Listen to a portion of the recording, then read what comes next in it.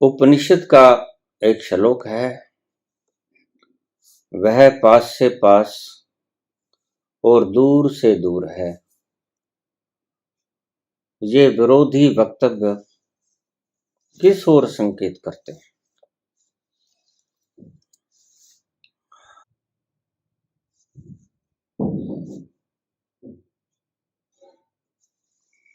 वह पास से पास, दूर से दूर है। एक अर्थ तो इसका ये होता है कि वो सब कहीं जगह है, सब जगह वो ही वो है। वह पास से पास और दूर से दूर है। एक अर्थ तो इसका ये बनता है। दूसरा अर्थ ये बनता है कि वो है तो पास से पास ही,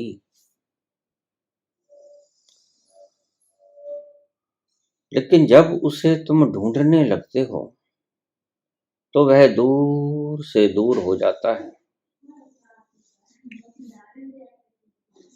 आइए अष्टवक्र के सूत्रों पे हम चलें।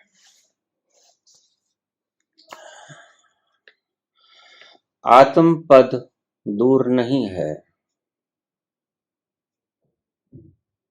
उसे किसी प्रकार की सीमाओं में बांधकर प्राप्त नहीं किया जा सकता।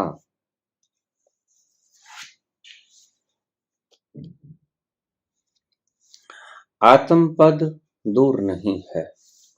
उपनिषद भी यही कहते हैं कि वो पास से पास है और दूर से दूर है। वो दूर से दूर कब हो जाता है? जब आप उसे खोजना शुरू कर देते हैं। जब आप उसे खोजना शुरू कर देते हैं तो वह दूर से दूर हो जाता है, और जब उसे आप खोजते नहीं तो वह पास से पास है। रात्रि को आप उसे खोजते नहीं, सो जाते हो, निष्क्रिय होके सो जाते हो, कुछ नहीं करते, आराम की अवस्था में होते हो, परिश्रमहीनता में होते हो। तुम खोज भी नहीं करते, ढूंढते भी नहीं, कहाँ गया, कौन है। विश्राम की अवस्था में, परम विश्राम की अवस्था में तुम होते हो और वह तुम्हारे पास होता है। जागने पर तुम उसे खोजना शुरू कर देते हो तो वह दूर से दूर हो जाता है। जैसे ही तुम उसे खोजना शुरू करोगे, यद्यपि वो पास से पास है, खोजते ही, खोजने की कोशिश में ही वह दूर से दूर हो जाएगा।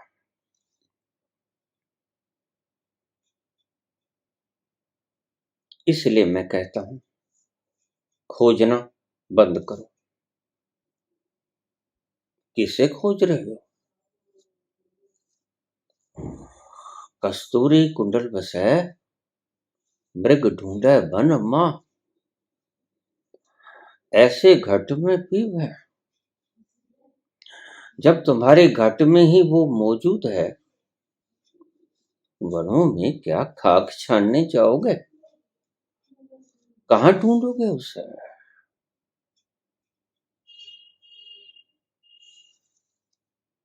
काहे रे बन खोजत जाए, काहे रे बन खोजत जाए। ऐसे घट में पीव हैं, मूरख जाने ना। मूर्ख उसे जानता नहीं, वह उसे खोजता है।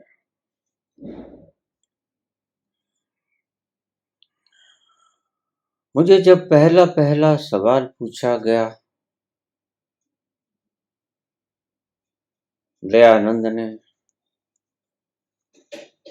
बाबा मैं ध्यान क्या करूं, कैसे करूं, अपने पास कैसे पहुंचूं? मैंने दयानंद से पूछा, आपसे भी पूछता हूं कि तुमको तुम्हारे पास आने में क्या करना पड़ेगा? कोई सीढ़ी लगानी पड़ेगी, कोई दंड बैठक मारनी पड़ेगी, कोई प्रयास करना पड़ेगा, कहीं दूर मैराथन की दौड़ जीतनी होगी, धावक बनना होगा, कुछ कमाना होगा, क्या करना होगा? तुम्हें तुम्हारे तक पहुंचने के लिए क्या करना होगा? उसने कहा कुछ नहीं करना होगा। तो बस ठीक है। दयानंद को दयानंद होने के लिए क्या करना पड़ेगा? तुमको तुम होने के लिए क्या करना पड़ेगा? कुछ नहीं करना पड़ेगा। ये अंतरिम सूत्र है, ये अंतिम सूत्र है। और आज हमारे सारे गुरु, सारे ज्ञानी जन, सारे आध्यात्मिक नेता हमें समझा रहे हैं, ये करो वो करो। 113 विधियां गनाई गई और मुझसे लोग पूछते हैं कि बाबा ये 113 विधियों का संतों ने बनाई,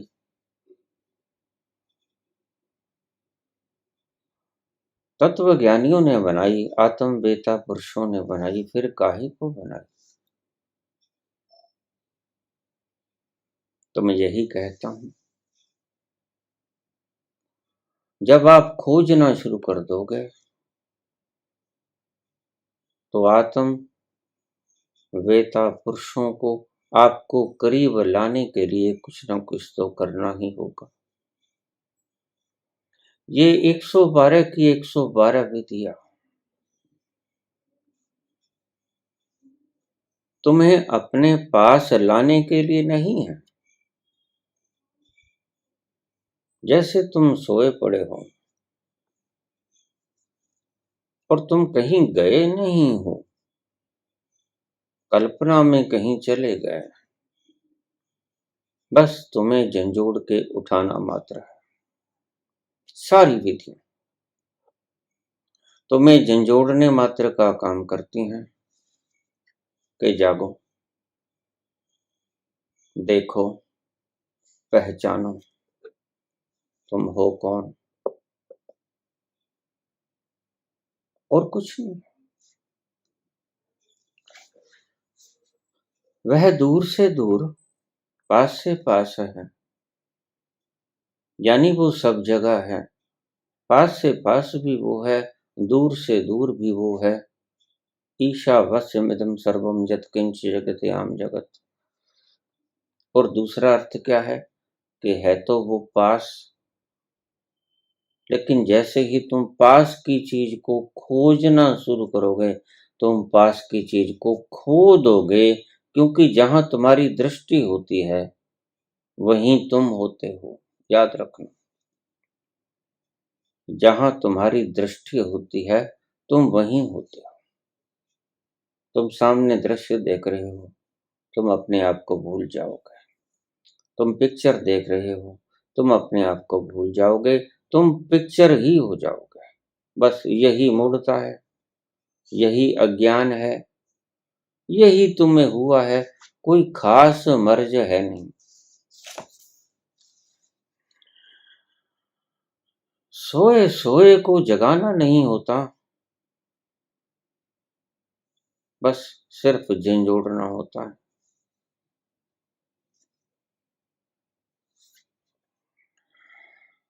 आत्म पद दूर नहीं है,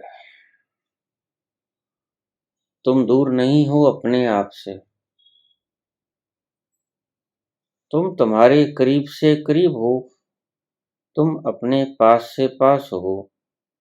तुम्हें तुम्हें खोजने की कोई आवश्यकता नहीं।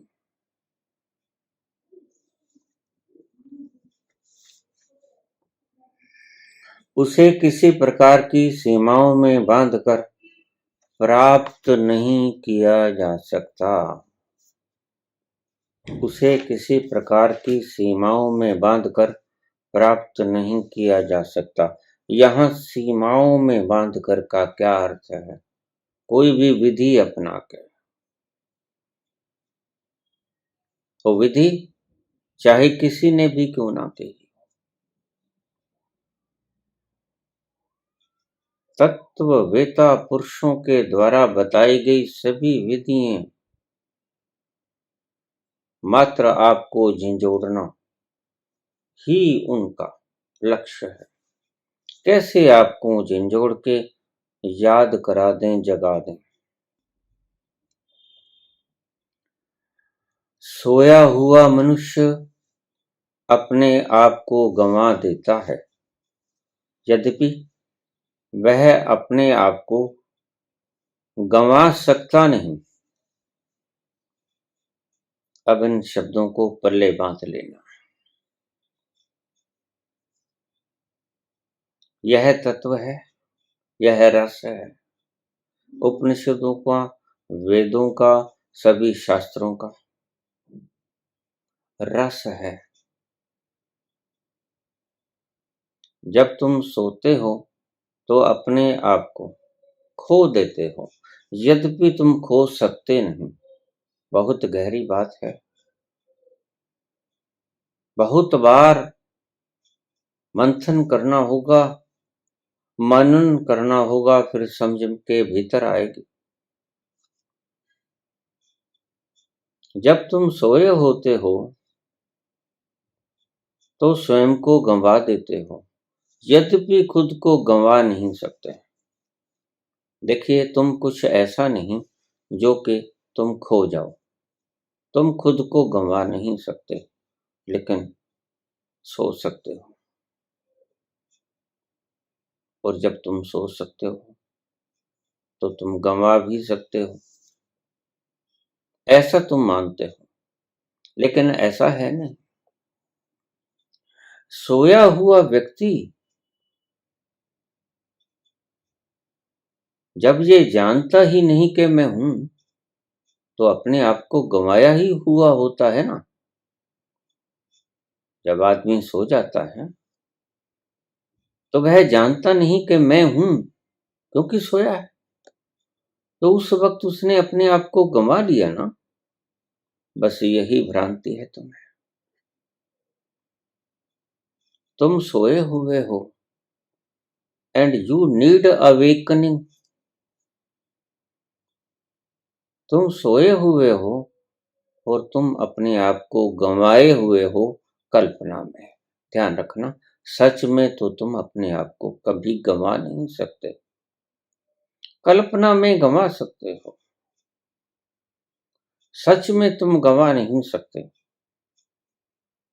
और यह जगत भी एक सपना है। सोए सोए इसे देख रहे हो।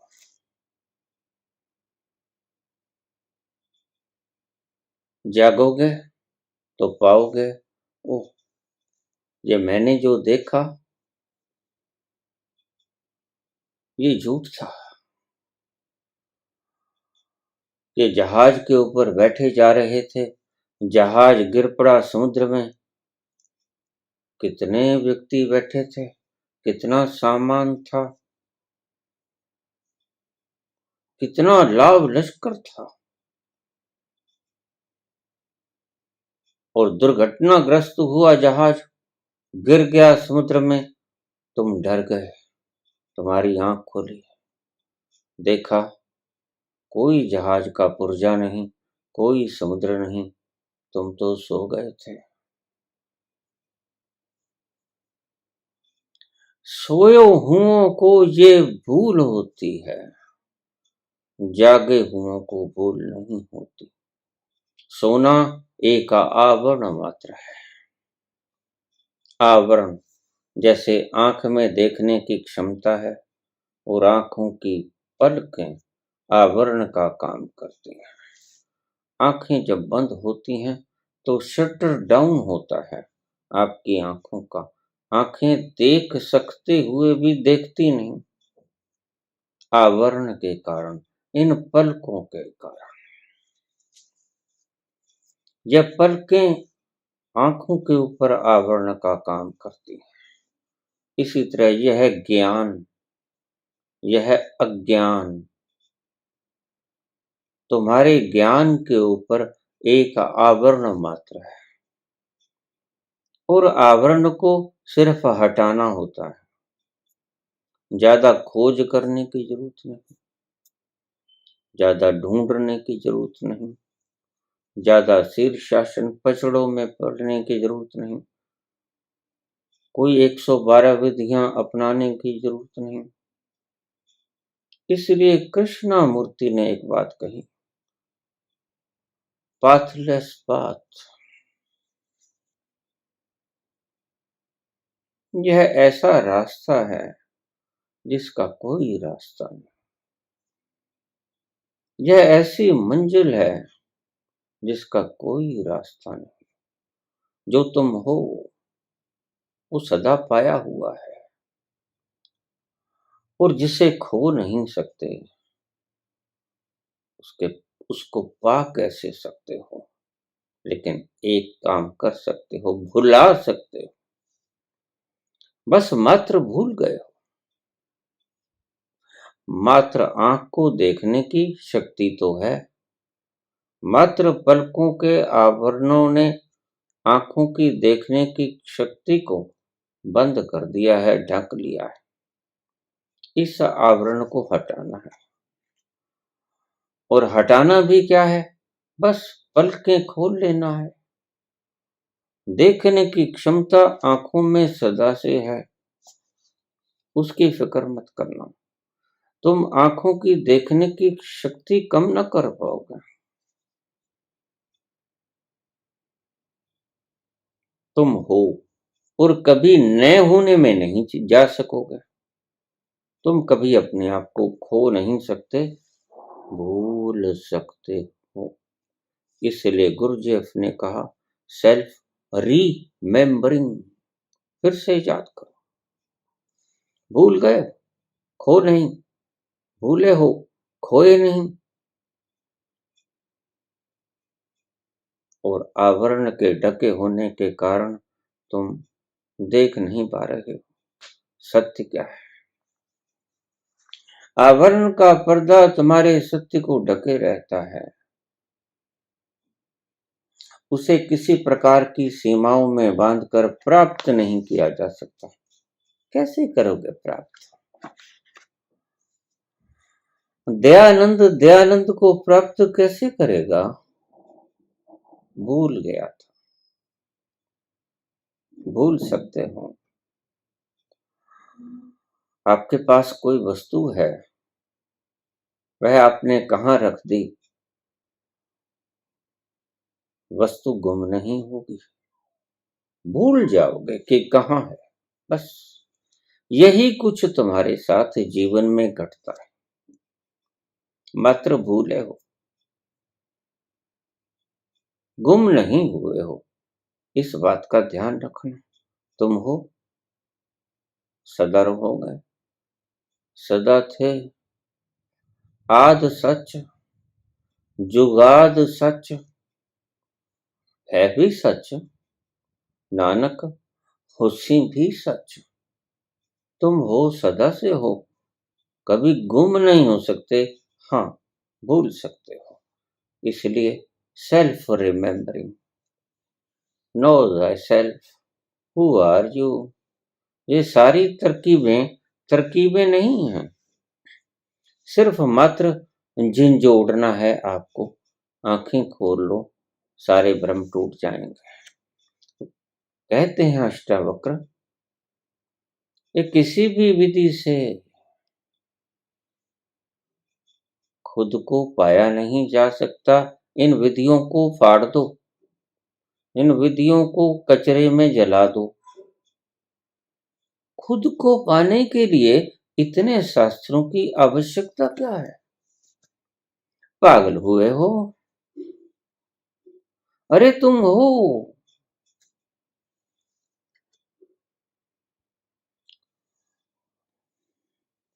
और तुम ऐसे हो कि कभी भी नहीं नए नहीं हो सकते, तुम कभी गुम नहीं हो सकते। तुम ऐसे हो, सदा से हो, अब भी हो, कल भी रहोगे। बस अपने आप को पाओगे कब? जब आंख खोल लोगे। ये कचरे में पड़ने की आवश्यकता नहीं है। अष्टावक्र भी यही कहते हैं, जितु कृष्ण मूर्ति भी यही कहते हैं, पागलपन मत करो, तुम हो और गुम नहीं हो गए हो, भूल गए हो। मेमोरी नहीं है, भूल गए हो। रिमेंबर, याद करो तुम्हें। उसे किसी प्रकार की सीमाओं में, सीमाएं यहाँ शब्द है विधियों के लिए। 112 विधियां तत्ववेताओं ने, ज्ञानी महापुरुषों ने खोजी, लेकिन अष्टावक्र ने सब विधियों के ऊपर पानी फेर दिया। कहते छोड़ो, ये बकवास है, तुम कहीं गए ही नहीं। पास आने के लिए कुछ करना नहीं पड़ेगा, बस तुम हो। और जब भी याद कर लोगे, तभी पता चल जाएगा कि तुम हो। और उससे पहले के सारे स्वप्न, सुख दुख, कष्ट क्लेश पीड़ा, सब मात्र स्वप्न है। और स्वप्न कितनी देर भी तुम चाहे देखे सकते हो, ये तुम्हारी मौज। सभी ऋषि कहते हैं जागो।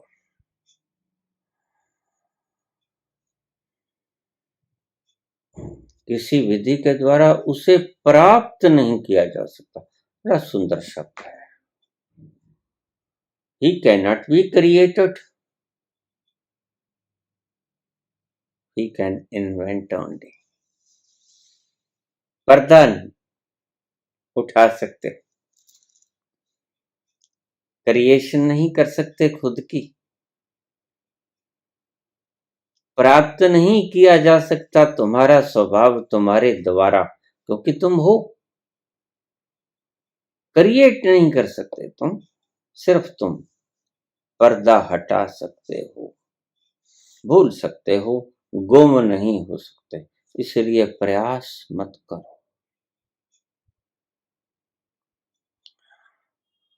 तुम दूरस्थ नहीं हो, आत्म तत्व दूर नहीं है।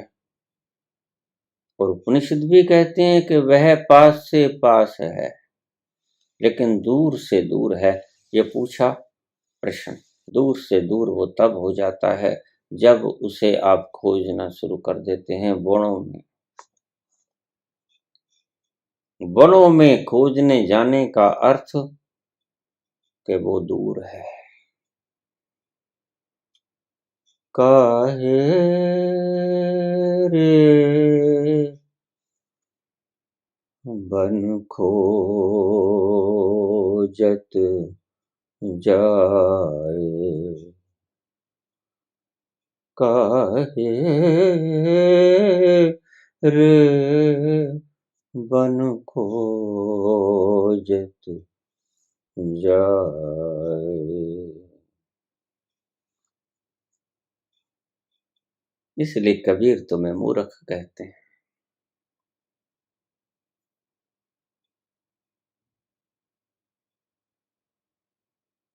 वह घट में है और मूर्ख ये जानता नहीं। इसलिए जो भी किसी विधि को अपनाता है, कबीर उसे मूर्ख कहते हैं। ऐसे घट में पीव हैं तुम ही हो। अभी भी दूरी कर दी, कबीर के शब्द शब्द हैं, लिपियां। ऐसे घट में पीव हैं मूर्ख जाने ना। घट में पीव हैं में भी थोड़ी सी दूरी बनी रह गई। घट है और उसके बीच में पीव है, बस पीव ही है और तुम पीव ही हो। मूर्खता मत करो, विधियों का उपयोग मत करो, सीढ़ियों का उपयोग मत करो, तुम हो। आवरण को हटा लो, पर्दे को हटा लो आंखों के ऊपर से।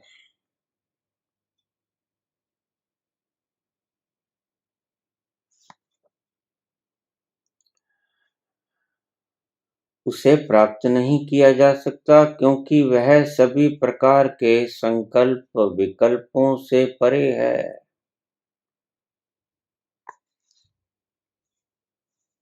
मूर्ख कमेंट कर रहे हैं आज। निर्विकल्प, निरसंकल्प,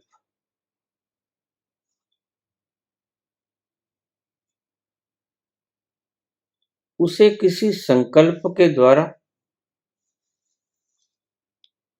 या विकल्प के द्वारा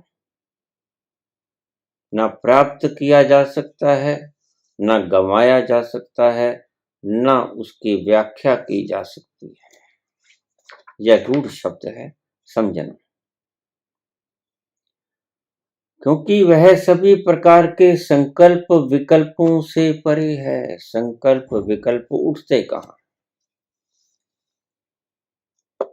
संकल्प विकल्प उठते हैं तुम्हारी बुद्धि में, और तुम संकल्प करके, विकल्प करके उसे पाना चाहते हो, उसको पाना चाहते हो जो संकल्प विकल्प से परे, वह मन से पार है, और तुम मन के द्वारा ही उसे पा लेना चाहते हो। मूर्खता ही है ना। वह मन से पार है, इसलिए जो व्यक्ति मन से पार हो गया, जैन धर्म में उसे मुनि कहा गया। उन मुनि अवस्था, मुनि जो मन से पार हो गया। तुम मन के भीतर उलझे रहते हो, मन की गांठों को खोलते रहते हो। कल ही मैं एक तथाकथित विद्वान की प्रवचन सुन रहा था। ऐसे तथाकथित विद्वान ज्ञानी बहुत हैं। वो गिना रहे हैं कि कौन से कर्म से कौन सा दुख होता है। मैं बड़ा हैरान हुआ। अरे, कौन से कर्म से कौन सा दुख होता है, यह इस व्यक्ति को पता है। बहुत सीक्रेट चीज है। एटम को तलाश करना बड़ा आसान।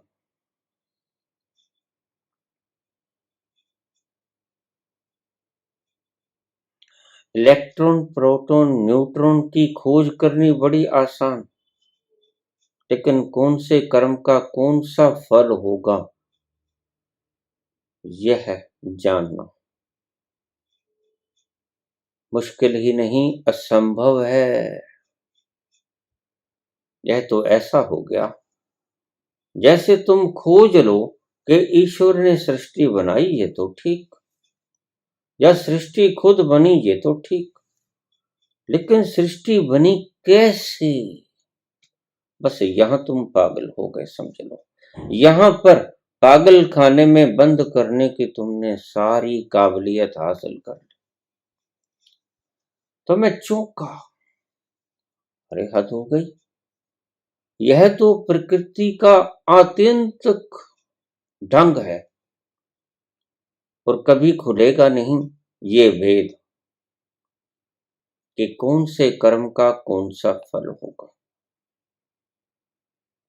उन्होंने अलग अलग बकवास के, मैं सुनता रहा। छोटा सा प्रवचन था, लाखों लोगों ने सुना। ऐसा नहीं है कि उस प्रवचन को सुनकर वो लोग वे कर्म करना बंद कर देंगे, ऐसा नहीं। ऐसी गपोड़ बहुत से अन्य धर्मों ने भी फैलाई हुई है, जैसे गरुड़ पुराण पोथा है गप्पों का। ऐसा ही ये व्यक्ति समझा रहा था। कलयुग का पुराण कहूंगा मैं इसको, पुराणपंथी नहीं, ये खुद ही पुराण है और लाखों लोग इसे सुन रहे हैं। जानता तो मैं पहले भी हूं कि सारी गंदगी दिमाग में इन लोगों ने ही बसाई है और खुद के ऊपर लेबल लगा रखा है माथे पर आध्यात्मिक। बता रहे हैं कौन से कर्म को करने से कौन सा फल मिलता है। ये कर्म करने से पागल होता है, ये कर्म करने से गरीब होता है, ये कर्म करने से अपाहिज होता है और यह कर्म करने से बोलने के योग्य नहीं होता, यह कर्म करने से अंधा होता है। जो चीज प्रकृति ने निर्धारित कर दी वो इन्होंने खोज ली, हद की बात है। यह टॉप सीक्रेट है। यह ना कभी किसी को पता चला, ना कभी किसी को पता चल सकेगा। कर्मन की गति न्यारी, यही तो भ्रम है इन तथा कथित उपदेशकों को। मैं इन्हें उपदेशक कहता हूं, यद्यपि ये योग की क्रियाएं सिखाते हैं, सिखा रहे थे विज्ञान भैरव तंत्र।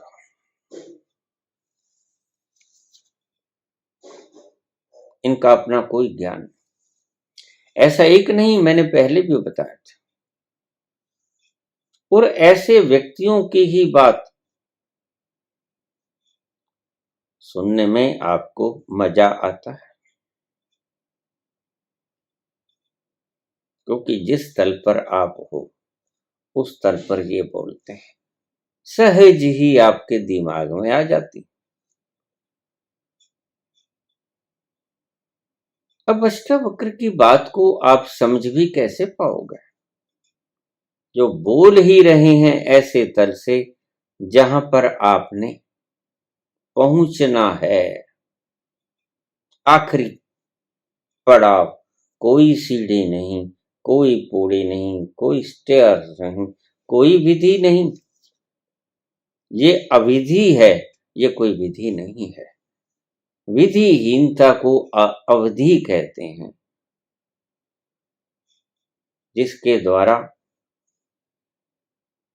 वहां पर पहुंच जाओ और किसी तकनीक का इस्तेमाल भी ना करो, उसे अविधि कहते हैं। यद्यपि तुमने भी इसे भी एक विधि में ही शुमार कर लिया। तो प्रकृति की ये अंतरिम व्यवस्था है जो कंप्यूटर के अंदर फीड होती है और तुम इसे कभी जान ना पाओगे। जा करता सृष्टि को साजा, आपे जाने सोई। जिसने इस सृष्टि की सृजना की है वही जानता है कि कौन से कर्म का कौन सा फल होगा। अगर तुम उससे पहले कहते हो कि इस कर्म का ये फल होगा तो सिर्फ आपको मूर्ख की संज्ञा ही देते हैं बाबा, आपको कुछ पता नहीं। ये थोथी और कोरी बकवास है।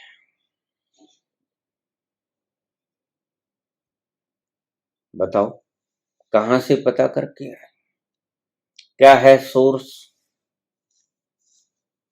जहां से आपने पता किया। बस इतनी सी बात संतों ने जानी और वो बतला दी।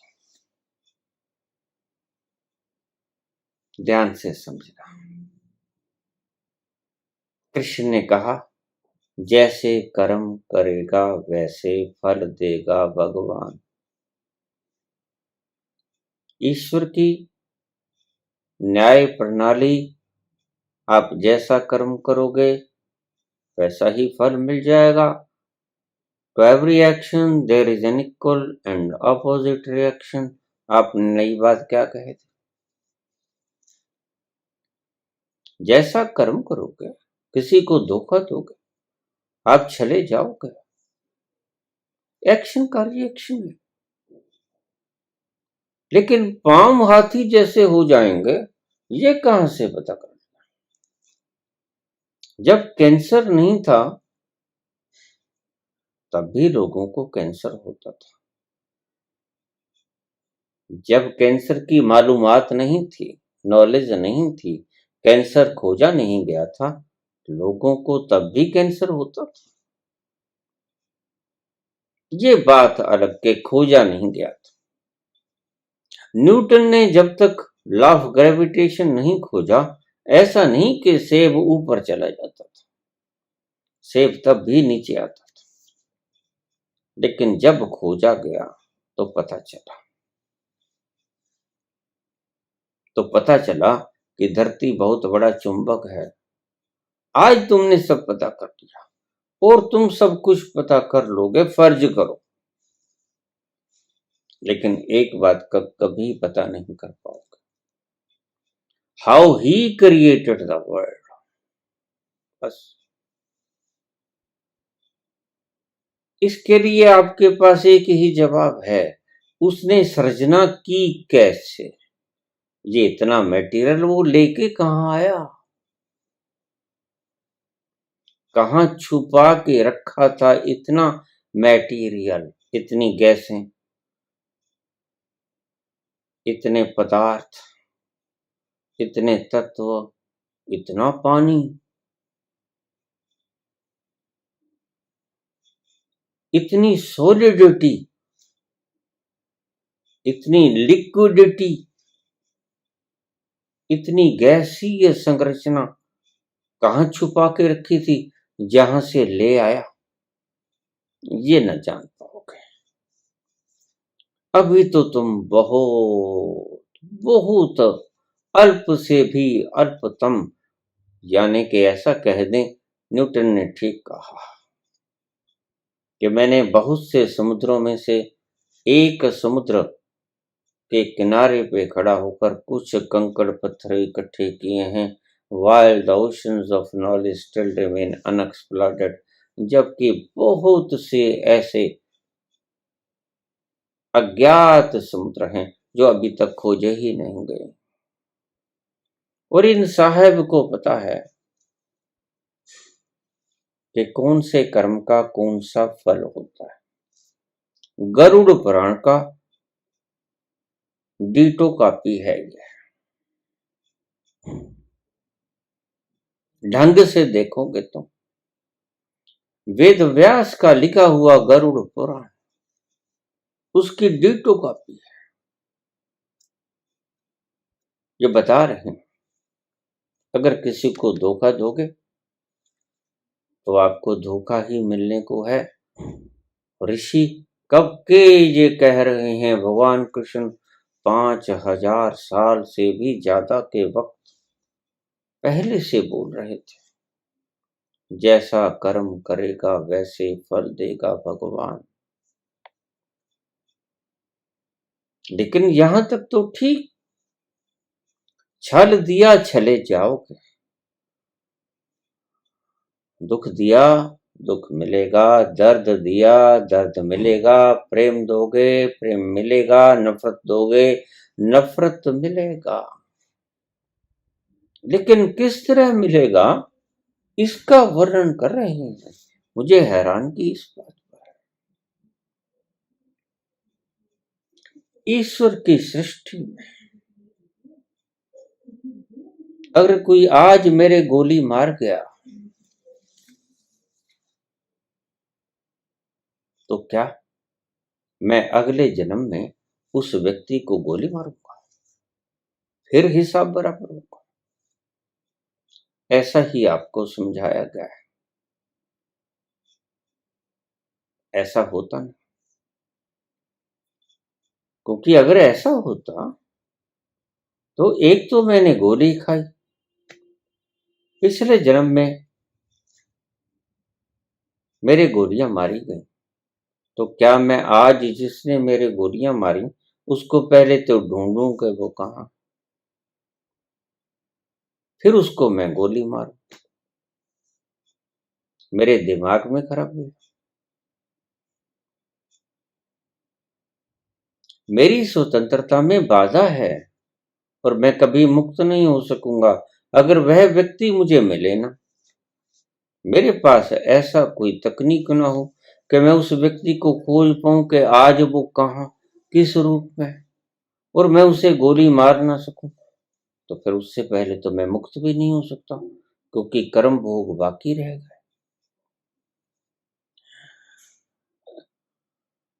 इन पुराण पंथियों के अनुसार जब तक सजा नहीं वापस होगी, एक्शन का रिएक्शन नहीं होगा, तब तक यानी मैं बाध्य हो गया उसे गोली मारने के लिए। अगर किसी ने मुझे दुख दिया तो मैं उसको दुख दूं, किसी ने मुझे दर्द दिया तो मैं उसे दर्द दूं, किसी ने मुझे मेंटल शॉक दिया मैं उसे मेंटल शॉक दूं। ये पुराण पंथी ही कह सकते हैं।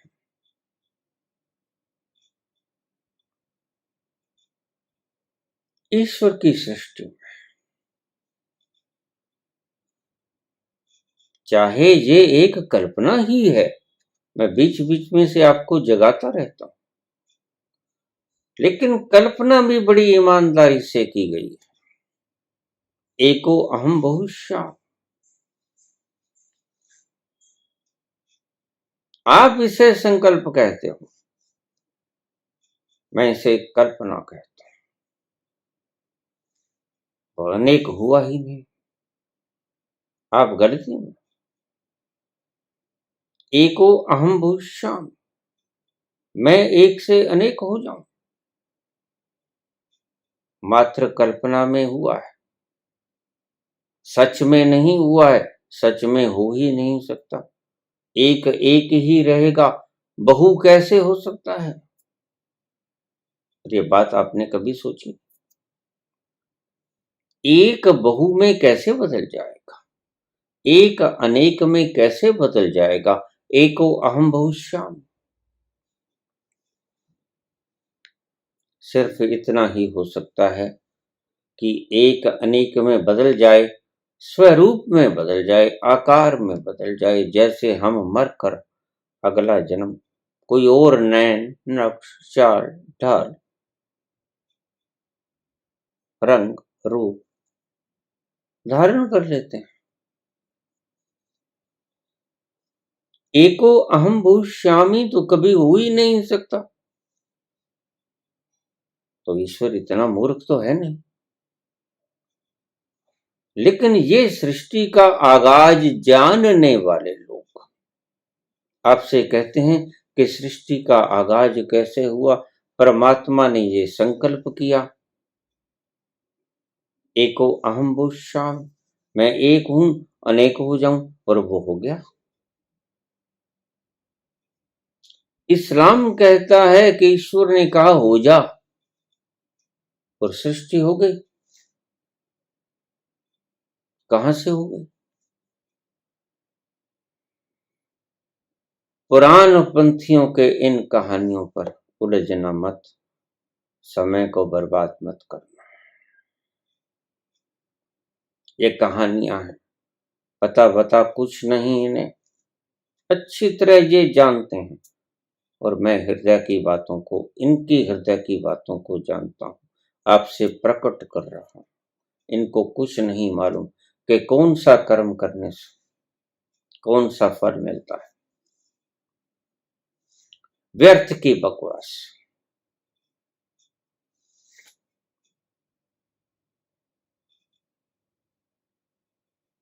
जो काम करने से जो फल मिलता है वो ये जरूर करते होंगे, करना ही पड़ता होगा। पहली बात तो यही झूठ है, इनको कहां से पता चला? सोर्स का नाम, ईश्वर बता के गया है। प्रकृति ने अपने राज खोले हैं, प्रकृति ने अपना संविधान पढ़ाया है इनको। धारा इसके अंतर्गत ये कुछ मिलेगा। प्रकृति का संविधान निराला है और अति गोपनीय है और किसी को पता नहीं है, न पता था, न है, न होगा। जो चीज आप खोजते हो वह तो मामूली नगण्य है।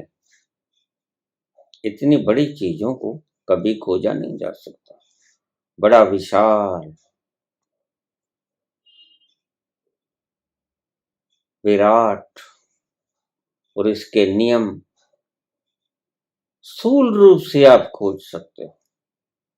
किसी ने सोचा न था इस धातु के भीतर इतनी तेज गति हो रही है इलेक्ट्रॉन, प्रोटॉन, न्यूट्रॉन के द्वारा, और बाहर से देखने में ये शिथिल मालूम पड़ता है। किसी को स्वप्न में भी ख्याल न आया होगा। लेकिन जैसे ही वैज्ञानिकों ने उस शिथिल चीज को तोड़ा, भीतर से एटम निकला, जिससे विनाश भी हो सकता है और संरचना भी हो सकती है। डिस्ट्रक्शन और कंस्ट्रक्शन उसी चीज से हो सकती है।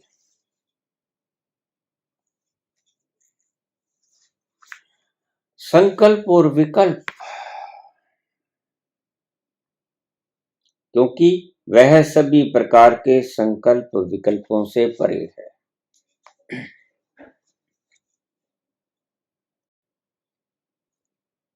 रामकृष्ण परमहंस को मां काली की आराधना के कारण समाधि मिली, लेकिन संकल्प की समाधि मिली। तोतापुरी ने निर्विकल्प की समाधि दे दी।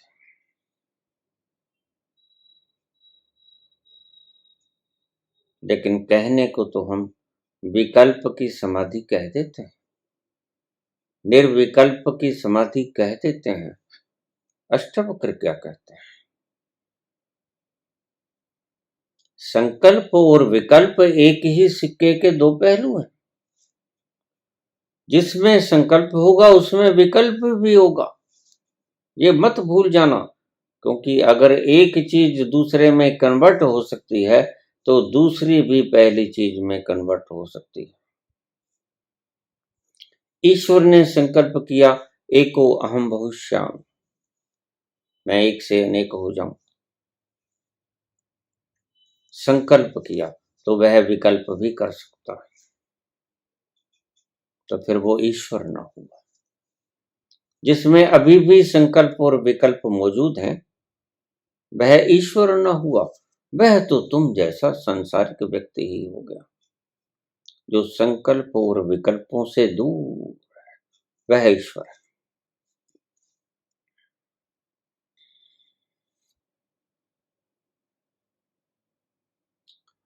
वो आ रहे हैं सांसों, जरा आहिस्ता चलो। दिल की धड़कनों से भी इबादत में खलल पड़ती है। जहां संकल्प है, जहां विकल्प है, वहां शोर होना स्वाभाविक है। दिल की धड़कनों से भी इबादत में खलल पड़ती है। और ईश्वर संकल्प और विकल्प से परे है। वहां कोई शोरगुल नहीं। अगर वहां भी शोरगुल होगा वहां मत जाना।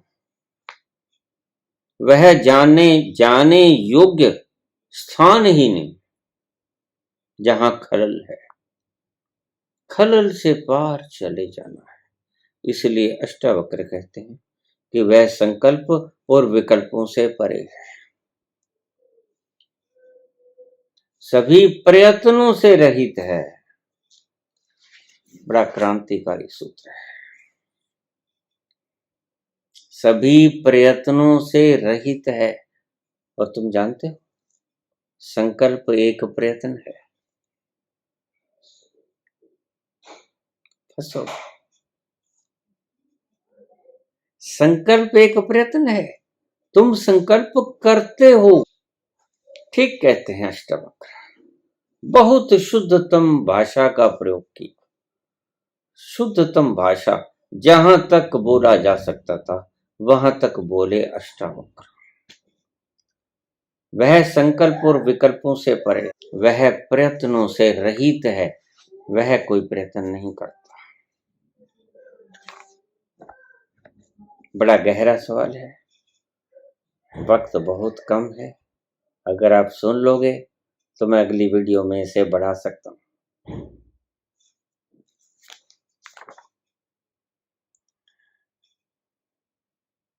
वह प्रयत्नों से रहित है, वह कोई प्रयत्न नहीं करता। कोई किसी प्रकार का विकार नहीं है। ऊर्जा का शुद्धतम स्रोत है। तुम विकार कहे जाओ, उसके लिए विकार नहीं। जिस काम को तुम विकार कहते हो वही उसकी सृष्टि को बढ़ाने का एकमात्र जरिया है। तुमने काम को विकार कहा, महाविकार कहा, उच्चतम श्रेणी में रखा काम। लेकिन तुम्हें पता है कि अगर ये काम की ऊर्जा ना होती तो सृष्टि कब की समाप्त हो गई होती। जिसने तुम्हारी सृष्टि को बचाए रखा, जिस ऊर्जा ने, उस ऊर्जा को तुम्हारे श्रेष्ठ जन विकार कहते हैं। और यद्यपि सभी इस विकार में उतरते हैं, हैरानी की बात है। पागलों की जमात है। कोई किसी प्रकार का विकार नहीं है, उसमें विकार नहीं है, ऊर्जा है। बड़ा सुंदर रूप से व्याख्यायित किया है हर बात को। वह विकार रहित है लेकिन ऊर्जा का स्रोत है, भरा पड़ा है सब जगह। कण कण में वही ऊर्जा विद्यमान है लेकिन विकार से रहित है। अब क्या करोगे इसका? किसको विकार कहोगे? काम, क्रोध, लोभ, मोह, अहंकार, मद, मत्सर, किसे विकार कहोगे? तुम्हारी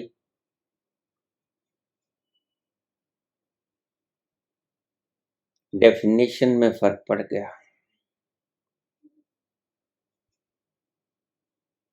जिसे तुम विकार कहते हो, तुम्हारी खोपड़ी की ईजाद, ईश्वर की सृष्टि में विकार नाम की कोई चीज। समुद्र देखिए, कभी नहीं कहता कि गंगा सिर्फ तू ही आना, साथ में ये गंदे नाले मत लेके आना, नहीं कहता।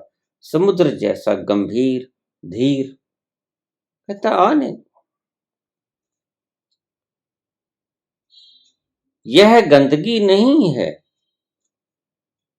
यह भी मेरा ही स्वरूप है। इसलिए हमारे सनातन धर्म में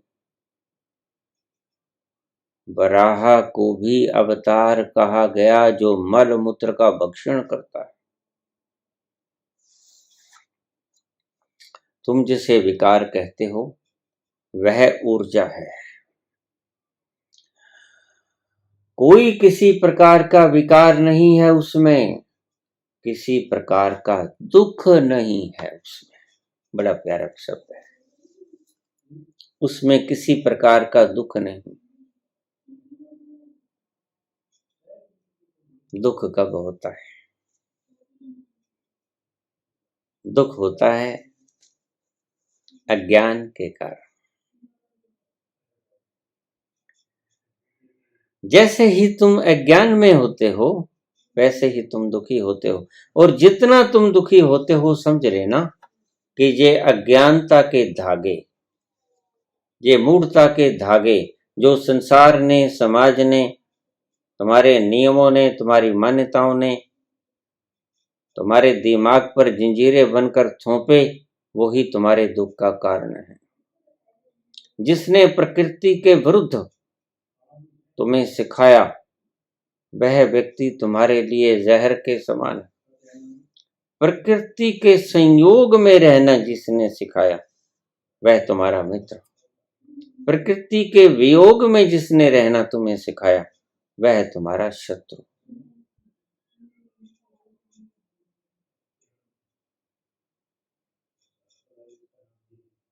वह पास से पास है, वह दूर से दूर है।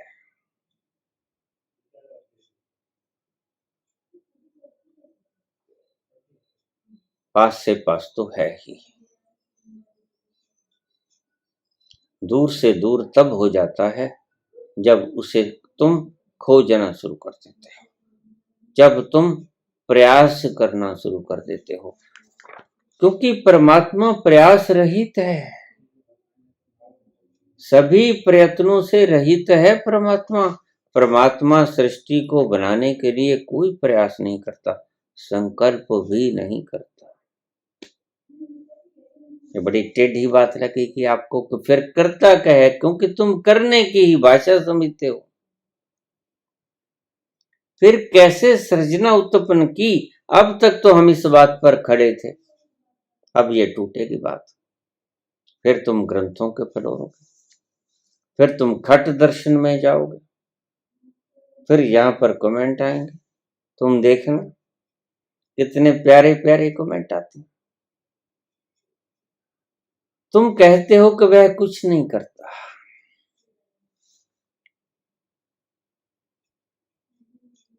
संकल्प करता है। उसने संकल्प किया एको हम बहु श्याम, तो यह संकल्प करना नहीं है क्या? संकल्प कोई अकर्म है? यह करना ही है। विकल्प भी करना है, संकल्प भी करना है। ये तुम्हारे मन की अवस्थाएं हैं, और ईश्वर के पास कोई मन नहीं। ध्यान रखना, ईश्वर के पास कोई मन नहीं।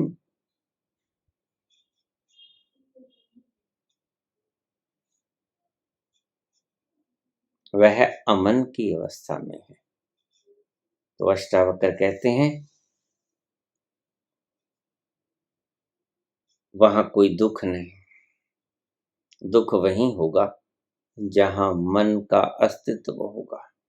जहां मन का अस्तित्व नहीं है, अब वहां अमन है और वहीं सुख है। जहां मन है वहां दुख है। अमन की अवस्था सुख की अवस्था है। एक बार इस पूरे श्लोक को मैं दोहरा दूं। आत्म पद दूर नहीं है, उसे किसी प्रकार की सीमाओं में बांधकर प्राप्त नहीं किया जा सकता। अविधि के द्वारा, विधि के द्वारा प्राप्त नहीं होता। वो कितना ही कर लो लाखों उपाय, विधि से प्राप्त होता ही नहीं, क्योंकि वह सभी प्रकार के संकल्प विकल्पों से परे है। तुम्हारी विधि कुछ भी होगी, वह संकल्प और विकल्प से ही होगी। आप देख लो कौन सी विधि है जो संकल्प और विकल्प से नहीं। संकल्प और विकल्प में आ जाएंगी आपकी सभी विधि।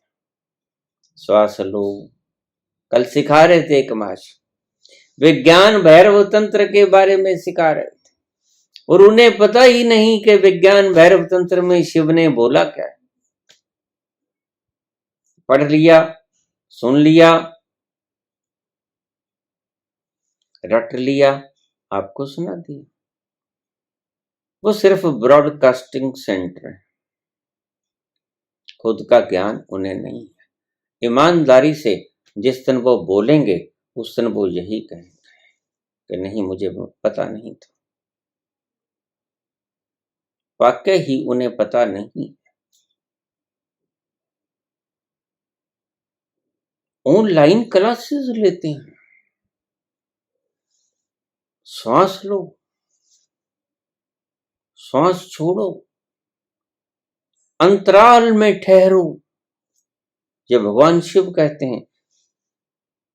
इस सूत्र का ये अर्थ है ही नहीं। विज्ञान भैरव तंत्र पर मैं भी बोलूंगा, तुम्हें इसका अर्थ बताऊंगा, व्याख्या नहीं, रहस्य। ये क्या बोले हैं शिव? इन्होंने तो पढ़ लिया, सूत्र आ रहे थे ओशो के, संभाषण कर रहे थे ये महान पुरुष। विज्ञान भैरव तंत्र, अर्थ पता है, उथला उथला व्याख्या, रहस्य नहीं पता। बस श्वास लो, देखो कितना आनंद आ रहा है, ठहरो, भीतर भर लो, पेट तक भर लो, रुको, इससे पहले कि श्वास लौट जाए, उस अंतराल में ठहरो। अब इनको मैं क्या बताऊंगा। जब मैंने विज्ञान भैरव तंत्र पे बोलना शुरू किया तो मैंने बताऊंगा कि इसका अर्थ होता क्या है। श्वास को भरो और फिर कुंभक करो, सदा से आपको प्राणायाम में सिखाया गया है। और फिर बाहर छोड़ो, बड़े प्यार से छोड़ो। हाँ, सने सने सने सने छोड़ो। ये तो प्यार को पैदा करने के ढंग हैं। प्यार को पैदा नहीं किया जा सकता, प्यार स्वयंभू है, सैपम। प्यार को तुम पैदा करो, अंतराल और शांति को तुम पैदा करोगे। श्वास बाहर निकालने से पहले रुको, कुंभक, और लौटने से पहले उस क्षण में ठहर जाओ, फिर बाहर निकालो। फिर जब वापसी पे आओगे, दोहरा सूत्र हो गया, वहां भी रुको, कुंभक, श्वास छोड़ा, सारा श्वास छोड़ा, रुको। ये कुंभक बाहर भी करो, भीतर भी रुकना, कुंभक, और अतीव आनंद का अनुभव होगा। क्या बकवास है, ये रहस्य है। ये तो सही मात्रा में व्याख्या भी नहीं है।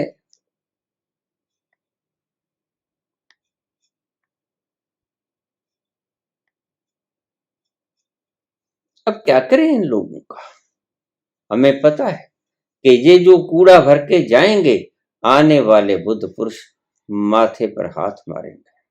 ओ, ऐसे ऐसे पागल लोग हो गए जहां,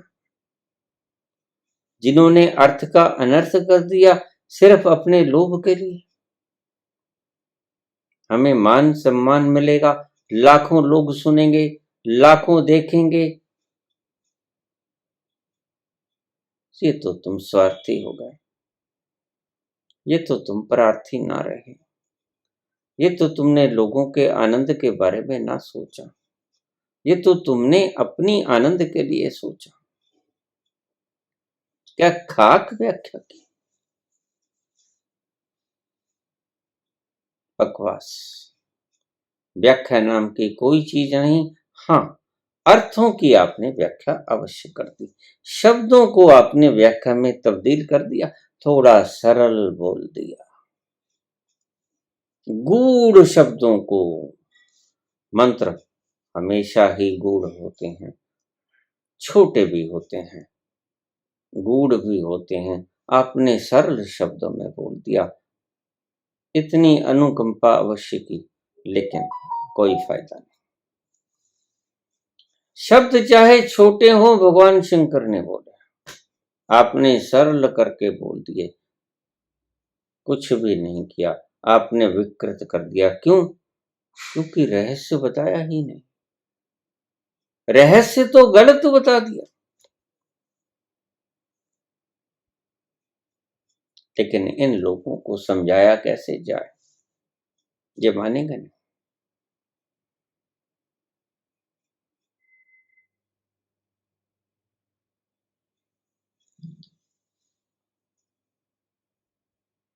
इसकी व्याख्या मैं करूंगा।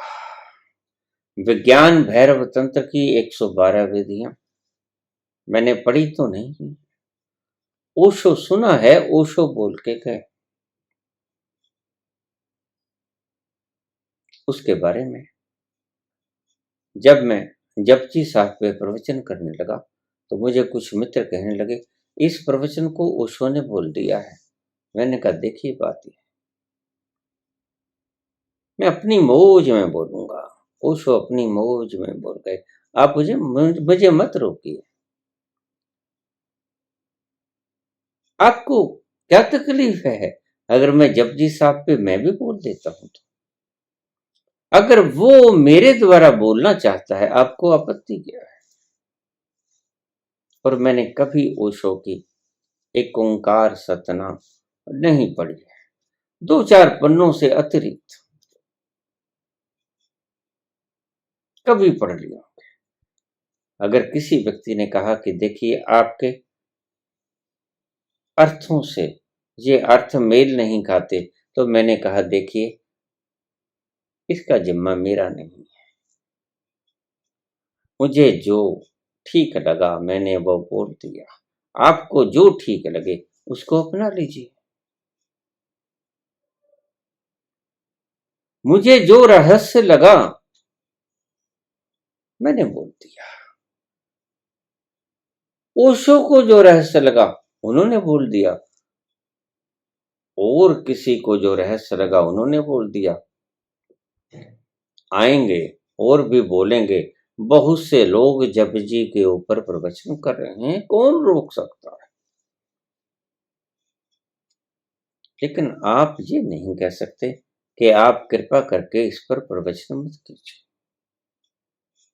हाँ, इतना जरूर हम कह सकते हैं कि ये अर्थ का अनर्थ हो गया। विज्ञान भैरव तंत्र, अर्थ का अनर्थ कर दिया इन महान पुरुषों ने। इन्हें पता ही नहीं है कि शिव का ये सूत्र, इसका सही अर्थ भीतर से रहस्य क्या है, इसका भेद क्या है, कुछ पता नहीं, बोल दिया है। ऑनलाइन क्लासेस में समझा भी दिया है और खोपड़ी में भी आ गया है, लेकिन बात समझना, आखिरी बात बोलूंगा, जो आपकी समझ में आ जाए वो कूड़ा। इसलिए ये लोग आपको सिर्फ समझाते हैं, इन्हें पता है कि हमने कूड़ा बोला है और कूड़ा समझ में आ जाएगा, और बुद्धि की सीमाओं से जो परे है वो है अमृत। बुद्धि से सीमाओं से परे होने वाली तो इन्होंने बात ही नहीं। असल तो आध्यात्मिकता का मतलब ही यही होता है, जो संकल्प और विकल्पों से परे है, वो है अध्यात्म।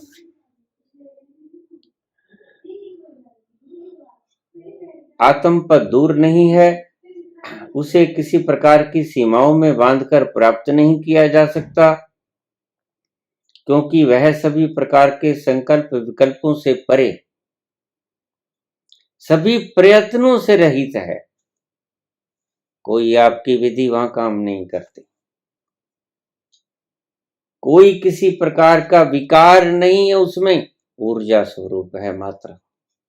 किसी प्रकार का दुख नहीं है उसे, क्योंकि जहां संकल्प और विकल्प नहीं होगा वहां सुख ही सुख होगा, महा आनंद होगा, महा मस्ती होगी, आनंद का सागर होगा, झूमोगे, नाचोगे, खेलोगे, कूदोगे, जश्न मनाओगे। धन्यवाद।